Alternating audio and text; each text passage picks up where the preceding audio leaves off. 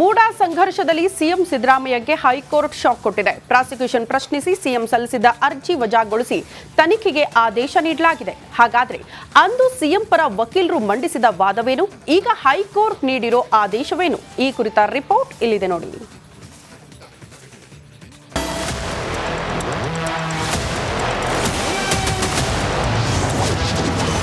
ಹೈಕೋರ್ಟ್ನಲ್ಲಿ ಸಿದ್ದರಾಮಯ್ಯಗೆ ಭಾರೀ ಹಿನ್ನಡೆ.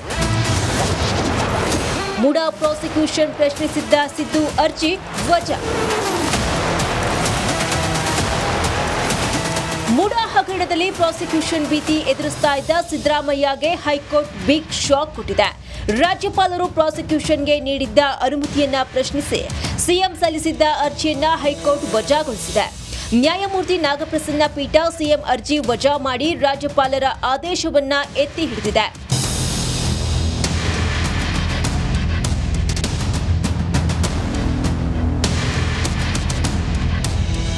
ಹೈಕೋರ್ಟ್ ಯಾವೆಲ್ಲ ಅಂಶಗಳನ್ನು ಪರಿಗಣಿಸಿ ರಾಜ್ಯಪಾಲರ ಆದೇಶ ಎತ್ತಿ ಹಿಡಿದಿದೆ? ಅಂದು ಸಿಎಂ ಪರ ವಕೀಲರು ಮಂಡಿಸಿದ ವಾದವೇನು? ಹೈಕೋರ್ಟ್ ನೀಡಿರುವ ತೀರ್ಪು ಏನು ಅಂತ ಸರಳವಾಗಿಯೇ ವಿವರಿಸ್ತೀವಿ ನೋಡಿ. ಸಿದ್ದರಾಮಯ್ಯಗೆ ಬಿಗ್ ಶಾಕ್. ಮೂಡಾ ಹಗರಣದಲ್ಲಿ ಸಿಎಂ ವಿರುದ್ಧ ಪ್ರಾಸಿಕ್ಯೂಷನ್ಗೆ ನೀಡಿರುವ ರಾಜ್ಯಪಾಲರ ಆದೇಶ ತಪ್ಪು ಅಂತ ಸಿಎಂ ಪರ ವಕೀಲರು ವಾದವನ್ನ ಮಂಡಿಸಿದ್ರು. ಆದರೆ ರಾಜ್ಯಪಾಲರ ಕ್ರಮ ಸರಿಯಿದೆ ಅಂತ ಹೈಕೋರ್ಟ್ ಹೇಳಿದೆ. ಸಿಎಂ ವಿರುದ್ಧ ಪ್ರಾಸಿಕ್ಯೂಷನ್ಗೆ ಅನುಮತಿ ನೀಡಬಾರದು ಅಂತ ಸಂಪುಟ ಸಭೆ ಕೊಟ್ಟ ಶಿಫಾರಸನ್ನ ರಾಜ್ಯಪಾಲರು ತಿರಸ್ಕರಿಸಿದ್ರು. ಇದು ತಪ್ಪು ಅಂತ ಸಿಎಂ ಪರ ವಕೀಲರು ವಾದಿಸಿದ್ರು. ಆದರೆ ಹೈಕೋರ್ಟ್ ರಾಜ್ಯಪಾಲರು ತಮ್ಮ ವಿವೇಚನೆ ಬಳಸಿ ತಿರಸ್ಕರಿಸಿದ್ದಾರೆ ಅಂತ ಹೇಳಿದೆ. ಸಿಎಂ ವಿರುದ್ಧ ತನಿಖೆಗೆ ಖಾಸಗಿ ದೂರುದಾರರು ಅನುಮತಿ ಕೋರುವಂತಿಲ್ಲ ಅಂತ ಮನು ಸಿಂಘ್ವಿ ವಾದವನ್ನ ಮಂಡಿಸಿದ್ರು. ಆದರೆ ಹೈಕೋರ್ಟ್ ಖಾಸಗಿ ದೂರುದಾರ ಕೂಡ ಅನುಮತಿಯನ್ನ ಕೋರಬಹುದು ಎಂದಿದೆ. ಇದಲ್ಲದೆ 17ನೇ ಎ ಅಡಿ ಖಾಸಗಿ ದೂರುದಾರರು ಅನುಮತಿ ಕೋರಿದ ಕ್ರಮ ತಪ್ಪು ಅಂತಾನೂ ಸಿಎಂ ವಕೀಲರು ವಾದಿಸಿದ್ರು. ಆದರೆ ಇಂದು ಹೈಕೋರ್ಟ್ 17 ಎ ಅಡಿ ಖಾಸಗಿ ದೂರುದಾರರು ಸಿಎಂ ವಿರುದ್ಧ ತನಿಖೆಗೆ ಅನುಮತಿಯನ್ನ ಕೋರಿದ ಕ್ರಮ ಸರಿ ಅಂತ ರಾಜ್ಯಪಾಲರ ಆದೇಶವನ್ನ ಎತ್ತಿ ಹಿಡಿದಿದೆ. ಹೈಕೋರ್ಟ್ನ ಈ ಮಹತ್ವದ ತೀರ್ಪಿನ ಬೆನ್ನಲ್ಲೇ ಸಿಎಂ ಸಿದ್ದರಾಮಯ್ಯ ಮಾತನಾಡಿದರು. ಹೈಕೋರ್ಟ್ ತನಿಖೆಗಷ್ಟೇ ಅನುಮತಿಯನ್ನು ನೀಡಿದೆ, ಆದರೆ ಪ್ರಾಸಿಕ್ಯೂಷನ್ಗೆ ಅನುಮತಿ ನೀಡಿಲ್ಲ ಅಂತ ಹೇಳಿದ್ದಾರೆ.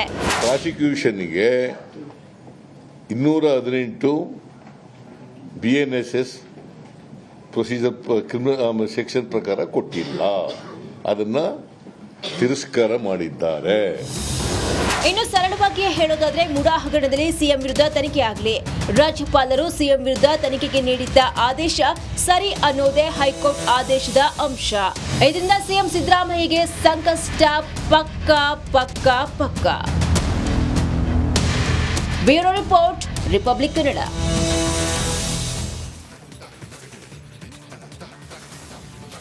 ಸಿಎಂ ಸಿದ್ದರಾಮಯ್ಯಗೆ ಸರ್ಕಾರದ ವಿರುದ್ಧ ರಾಜ್ಯಪಾಲರ ಸಮರ ಮುಂದುವರೆದಿದೆ. ಮೂಡಾ ಬಳಿಕ ಇದೀಗ ಅರ್ಕಾವತಿ ಡಿನೋಟಿಫಿಕೇಶನ್ ಪ್ರಕರಣ ಕೂಡ ಮರುಜೀವ ಪಡೆದುಕೊಂಡಿದೆಯಂತೆ.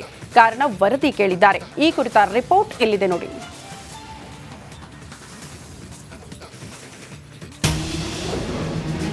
ಸಿಎಂ ಸಿದ್ದರಾಮಯ್ಯಗೆ ಮತ್ತೊಂದು ಸಂಕಷ್ಟ ಶುರು. ಅರ್ಕಾವತಿ ಡಿನೋಟಿಫಿಕೇಶನ್ ಕೇಸ್ಗೆ ಮರುಜೀವ. ರಾಜ್ಯಪಾಲರು ಹಾಗೂ ರಾಜ್ಯ ಸರ್ಕಾರದ ನಡುವೆ ನಡೆಯುತ್ತಿರುವ ಕಾಳಗ ಈಗ ಮತ್ತೊಂದು ಸುತ್ತಿಗೆ ವಿಸ್ತರಣೆಯಾಗಿದೆ. ಸಿಎಂ ಸಿದ್ದರಾಮಯ್ಯ ಮೊದಲ ಅವಧಿಗೆ ಮುಖ್ಯಮಂತ್ರಿಯಾಗಿದ್ದ ಸಂದರ್ಭದಲ್ಲಿ ನಡೆದಿದ್ದ ಅರ್ಕಾವತಿ ಡಿನೋಟಿಫಿಕೇಶನ್ ಪ್ರಕರಣದ ತನಿಖೆಗೆ ನೇಮಿಸಿದ್ದ ನ್ಯಾಯಮೂರ್ತಿ ಕೆಂಪಣ್ಣ ಆಯೋಗದ ವರದಿ ಹಾಗೂ ದಾಖಲೆ ನೀಡುವಂತೆ ರಾಜ್ಯಪಾಲರು ಸರ್ಕಾರಕ್ಕೆ ಪತ್ರ ಬರೆದಿರುವ ವಿಷಯ ಈಗ ಬೆಳಕಿಗೆ ಬಂದಿದೆ.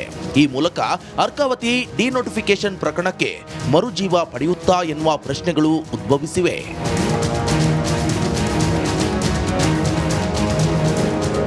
ಸಿದ್ದರಾಮಯ್ಯ ಹಿಂದೆ ಮುಖ್ಯಮಂತ್ರಿಯಾಗಿದ್ದಾಗ ರೀಡು ಹೆಸರಿನಲ್ಲಿ ಅರ್ಕಾವತಿ ಬಡಾವಣೆಯ ಭೂಮಿ ಡಿನೋಟಿಫಿಕೇಶನ್ ಮಾಡಿದ್ದಾರೆ ಎಂಬ ಆರೋಪ ಇತ್ತು. ಆಗ ವಿಚಾರಣೆ ನಡೆಸಿದ ನ್ಯಾಯಮೂರ್ತಿ ಎಚ್.ಎಸ್. ಕೆಂಪಣ್ಣ ಆಯೋಗದ ವರದಿ ಮತ್ತು ಸಂಬಂಧಪಟ್ಟ ದಾಖಲೆಗಳನ್ನು ಸಲ್ಲಿಸುವಂತೆ ರಾಜ್ಯ ಸರ್ಕಾರಕ್ಕೆ ರಾಜ್ಯಪಾಲರು ಪತ್ರ ಬರೆದಿದ್ದಾರೆ.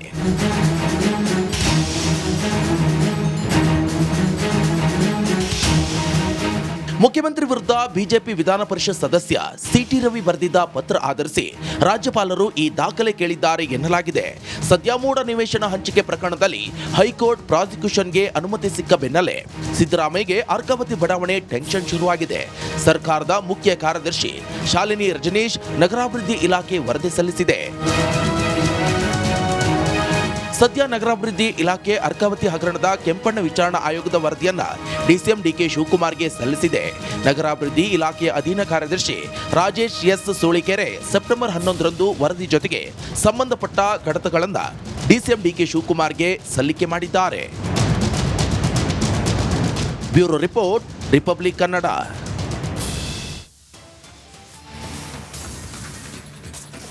17A ಮತ್ತು 19 ಆಕ್ಟ್ ನಡುವಿನ ವ್ಯತ್ಯಾಸ ಏನು? ರಿಪಬ್ಲಿಕ್ ಕನ್ನಡ ಜೊತೆ ಹಿರಿಯ ವಕೀಲ BV ಆಚಾರ್ಯ ಎಕ್ಸ್ಕ್ಲೂಸಿವ್ ಆಗಿ ಮಾತನಾಡಿದ್ದಾರೆ.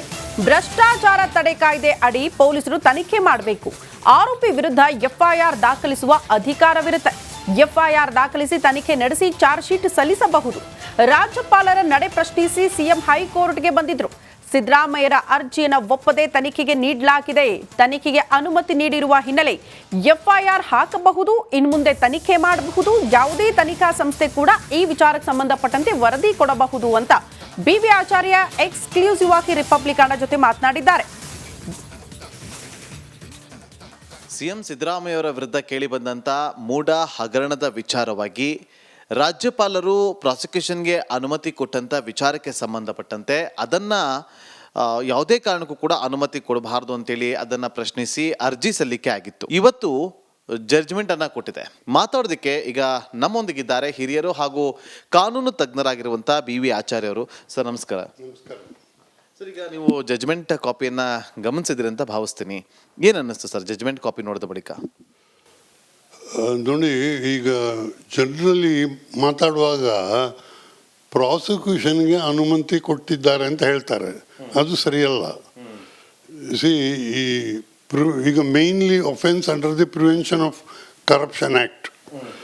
ಈಗ ಪ್ರಿವೆನ್ಷನ್ ಆಫ್ ಕರಪ್ಷನ್ ಆ್ಯಕ್ಟ್ನಲ್ಲಿ ಏನಾದರೂ ಒಂದು ಒಫೆನ್ಸಿಗೆ ಇನ್ಫಾರ್ಮೇಷನ್ ಪೊಲೀಸಿಗೆ ಕೊಟ್ಟರೆ they have a right to register FIR and investigate and then file a charge sheet if it is found well.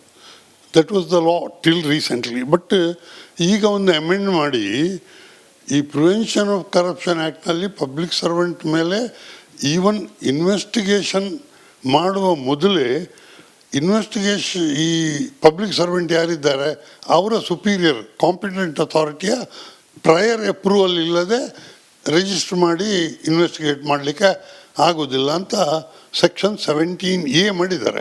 ಹಾಗಾಗಿ ಈಗ ಈ ಅರ್ಜಿದಾರರು ಪೊಲೀಸ್ನವರಿಗೆ ಈ prevention of corruption act offence police ಅಂದರೆ ಇಟ್ ಈಸ್ ಲೋಕಾಯುಕ್ತ ಪೊಲೀಸ್.